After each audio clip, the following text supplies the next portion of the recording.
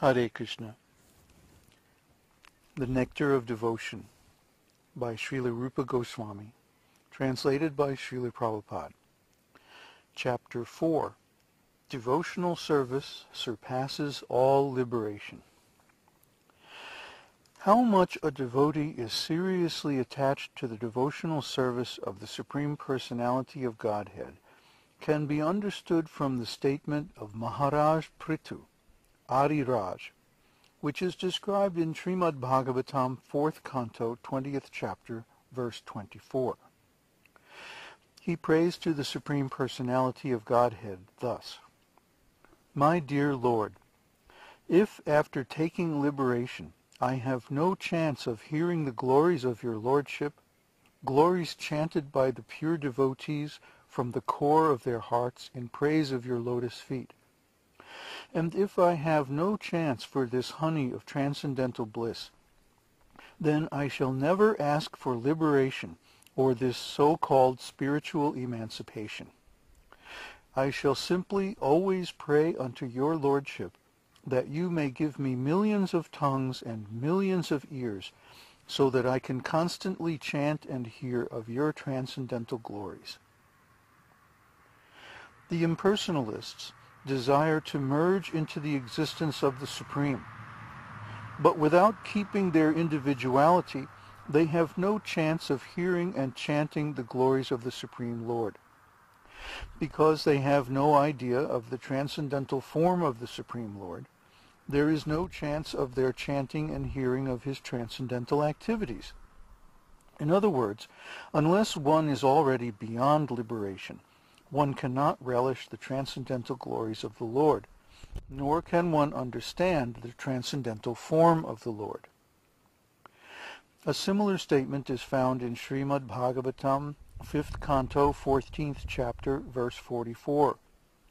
Shukadeva Goswami addresses Parikshit Mahārāj there, and says, The great soul King Bharata was so much attached to the service of the lotus feet of Krishna that he very easily gave up his lordship over the earthly planet and his affection for his children, society, friends, royal opulence, and beautiful wife.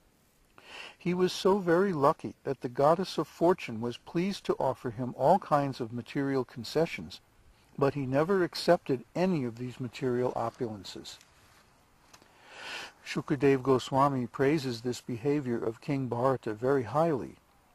He says, any person whose heart is attracted by the transcendental qualities of the Supreme Personality of Godhead, Madhusudana, does not care even for that liberation which is aspired to by many great sages, what to speak of material opulences. In the Bhagavatam, 6th Canto, 11th chapter, verse 25, there is a similar statement by Vritrasura, who addresses the Lord as follows: My dear Lord, by leaving your transcendental service, I may be promoted to the planet called Dhruvaloka, the pole star, or I may gain lordship over all the planetary systems of the universe. But I do not aspire to this, nor do I wish the mystic perfections of yoga practice, nor do I aspire to spiritual emancipation. All I wish for, my Lord, is your association and transcendental service eternally. This statement is confirmed by Lord Shiva in Śrīmad-Bhāgavatam, 6th Canto, 17th chapter, verse 28, wherein Lord Shiva addresses Sati thus: My dear Sati, persons who are devoted to Narayana, Krishna, are not afraid of anything. If they are elevated to the higher planetary systems, or if they get liberation from material contamination, or if they are pushed down to a hellish condition of life, or in fact in any situation whatever, they are not afraid of anything. Simply because they have taken shelter of the lotus feet of Narayan. For them, any position in the material world is as good as any other. There is a similar statement by Indra, the king of heaven, in Śrīmad-Bhāgavatam, 6th Canto, 18th chapter, verse 74. There, Indra addresses Mother Diti in this manner: My dear mother, persons who have given up all kinds of desire and are simply engaged in devotional service to the Lord know what is actually their self-interest. Such persons are actually serving their self-interests and are considered first-class experts in the matter of advancing to the perfectional stage of life. In the 7th canto of the Bhagavatam, 6th chapter, verse 25, Mahārāj Pṛthu says, My dear friends born into atheistic families, if you can please the Supreme Personality of Godhead, Krishna, then there is nothing more rare in this world. In other words, if the Supreme Lord Krishna is pleased with you, then any desire you may have within the core of your heart can be fulfilled without any doubt. As such, what is the use of elevating yourself by the results of fruitive activities, which are automatically achieved in all events by the modes of material nature? And what is the use for you of spiritual emancipation or liberation from material bondage? If you are always engaged in chanting the glories of the Supreme Lord, and always relishing the nectar of the lotus feet of the Lord, then there is no necessity for any of these. By this statement of Prahlad Mahārāj, it is clearly understood that one who takes pleasure in chanting and hearing the transcendental glories of the Lord has already surpassed all kinds of material benedictions, including the results of pious fruitive activities, sacrifices, and even liberation from material bondage. Similarly, in the same 7th canto, 8th chapter, verse 42, when the demigods are offering prayers to Lord Nrsimha, Indra, the king of heaven, says, O Supreme One, these demons talk of our share of participation in the performances of ritualistic sacrifice, but simply by your appearance as Lord Nrsimha-Dev, you have saved us from terrible fears. Actually, our shares in the sacrificial performances are due to you only, because you are the supreme enjoyer of all sacrifices. You are the supersoul of every living entity, and therefore you are the actual owner of everything.